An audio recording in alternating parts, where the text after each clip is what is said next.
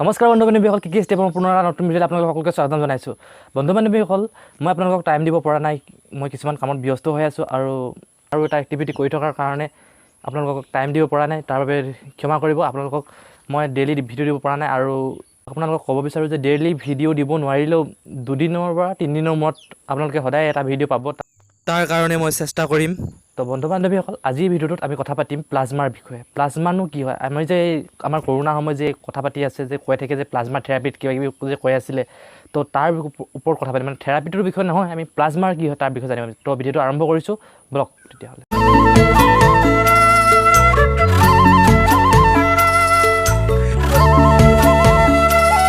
প্লাজমাৰ বিষয়ে জনাৰ আগতে আমি জানিব লাগিব তেজৰ বিষয়ে। তেজটো কি হয়, মানে আপোনালোকে জানেই তেজনো কি হয়, আৰু তেজৰ বিষয়ে মানে ডেফিনেশ্যনটো দিব নাযাওঁ তেজৰ বিষয়ে। আপোনালোকে দেখিছে তেজ, আমাৰ তেজ টোপাল যে ওলায় তাত, অকল আপুনি কি সেই গোটেইখিনি তেজ বুলি ভাবে নেকি? তেজ নহয়, তাত 3টা বস্তু থাকে। প্লাজমা থাকে, WBC থাকে, RBC থাকে, মানে হোৱাইট ব্লাড চেল আৰু ৰেড ব্লাড চেল, মানে লোহিত ৰক্তকণিকা আৰু শ্বেত ৰক্তকণিকা, আৰু প্লাজমা পোৱা যায়। ইয়াৰ প্লাজমাৰটোৰ বিষয়ে আমি কথা পাতিম আজি।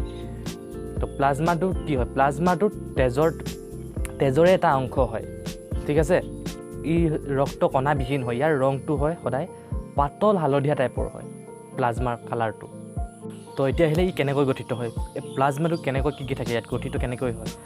তো প্লাজমাটো গঠিত হয় জৈৱিক অজৈৱিক উপাদানেৰে গঠিত হয়, আৰু গেছ থাকে তাত, আৰু পানীটো আটাইতকৈ বেছি থাকে। 91% পৰা ইয়াৰ 92% পৰিমাণৰ পানীয়ে থাকে।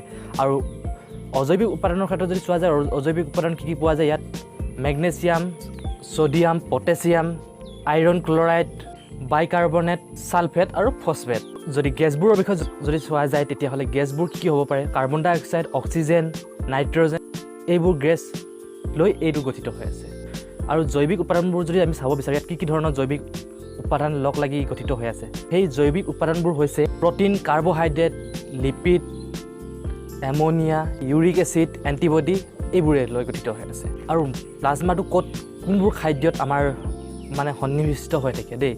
যদি চোৱা যায়, প্লাজমাটো সন্নিৱিষ্ট হৈ থাকে খাদ্যবোৰ। আমাৰ গ্লুক'জ যে খাওঁ, তাত অকণমান কম পৰিমাণৰ প্লাজমা পোৱা যায় গ্লুক'জত। আৰু এমিনো এচিড টাইপৰ খাদ্যৰ ওপৰত পোৱা যায় প্লাজমা, পোৱা যায় তাতো পোৱা যায় এমিনো এচিড টাইপৰ। এমিনো এচিড টাইপৰ কি খাদ্য আপোনালোকে গম পায়? কিহত এমিনো এচিড থাকে? এমিনো এচিড কোনবোৰ খাদ্যত পোৱা যায়? মানে যদি মই চাওঁ, পিঁয়াজত পোৱা যায়, ছালগমত পোৱা যায়, গাজৰত পোৱা যায়, বিভিন্ন ধৰণৰ শাক আছে, অমিতাতো পোৱা যায়। এইবোৰ এমিনো এচিড পোৱা যায় এইবোৰত থাকে মানে প্লাজমা। ইয়াত কম পৰিমাণৰ হ'ল প্লাজমা পোৱা যায়। ইয়াত কম পৰিমাণৰ হ'ল প্লাজমা নিহিত হৈ থাকে, ঠিক আছে। প্লাজমা যে গঠিত হৈ থাকে, তাৰ কিছুমান অলাগতিয়াল বস্তু গঠিত হৈ থাকে। মই কৈছিলোঁ যে জৈৱ উপাদান কিছুমান থাকে, তাত কিছুমান এমনিয়া, ইউৰিয়া, ইউৰিক এচিড, এইবোৰ মানে যেতিয়া আমাৰ দেহত কিছুমান অলাগতিয়াল বস্তু হয় নাই, আমাৰ যেতিয়া অলাগতিয়াল বস্তু উৎপন্ন হয় তেজত, এইবোৰ সেই প্লাজমাই ইউৰিক এচিড, এমনিয়া, এইবোৰ টাইপত দেহৰ পৰা বাহিৰ কৰি উলিয়াই দিয়ে।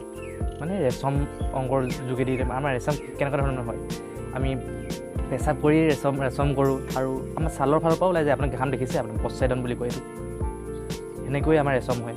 এতিয়া এইবোৰ যে অলাগতিয়াল বস্তু যেতিয়া আমাৰ বিভিন্ন কামত উৎপন্ন হয়, তেতিয়া এইবোৰ উৎপন্ন হয় তেজতে মিহলি হৈ থাকে, বিভিন্ন কামত উৎপন্ন হয়। কিন্তু এই অলাগতিয়াল বস্তুবোৰ আমাৰ বাহিৰ কৰি উলিয়াই দিয়ে, প্লাজমাই উলিয়াই দিয়ে। মানে প্লাজমাই উলিয়াই দিয়ে মানে ৰেচম অংগলৈ পঠিয়াই দিয়ে। তো মেইনকৈ যদি প্লাজমাটো যদি একদম চিম্পুলকৈ যদি বুজা হয়, তেতিয়াহ'লে তেজত থকা 3টা বস্তু থাকে। 3টা বস্তু আপোনালোকে গম পালেই। সেই 3টাৰ এটা হৈছে প্লাজমা, সেই বগা যিটো একদম পানী, যিখিনি পানী ওলাই যায় আমাৰ ইয়াৰ পৰা যে পানী এইখিনি যে ওলাই আহে, তাত যিখিনি সেইটো হৈছে প্লাজমা। মানে বগাকৈ যে আমি তেজ ওলালে তেজৰ উপৰিও আমাৰ কিছুমান পানী যে ওলাই আহে, সেইখিনি প্লাজমা। আৰু তাত হোৱাইট ব্লাড চেলো ওলায়, মানে শ্বেত ৰক্ত কণিকাও ওলায় বাৰু। তো প্লাজমা থেৰাপিৰ বিষয়ে মই নকওঁ কৈছিলোঁ হা, ঠিক আছে। তো একদম চিম্পুলকৈ প্লাজমা থেৰাপিনো কি হয় সেইটো বুজাই দিছোঁ হা, ঠিক একদম চিম্পুলকৈ আপোনালোকক প্লাজমা থেৰাপিনো কি হয় অকণমানকৈ বুজাই দিছোঁ দেই, অকণমান কৈ দিছোঁ।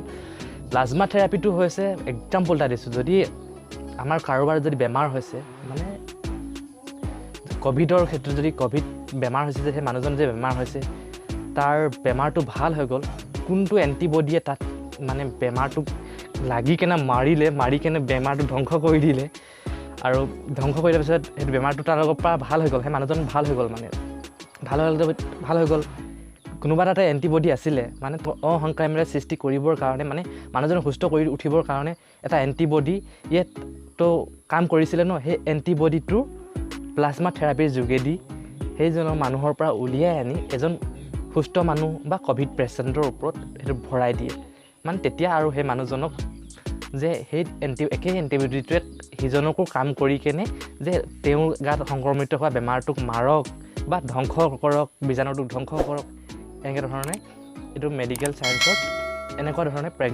প্লাজমা থেৰাপিটো কৰা হয় তো ভিডিঅ'টো এইটোৱে আছিল আজি একদম শ্বৰ্ট ভিডিঅ' চিম্পল ভিডিঅ' তো ভিডিঅ'টো ভাল পালে লাইক কৰিব শ্বেয়াৰ কৰিব কমেণ্ট কৰিব আৰু চেনেলটো ছাবস্ক্ৰাইব কৰি দিব নকৰাকৈ কেলৈ থাকিব কৰি দিব আৰু তো ধন্যবাদ।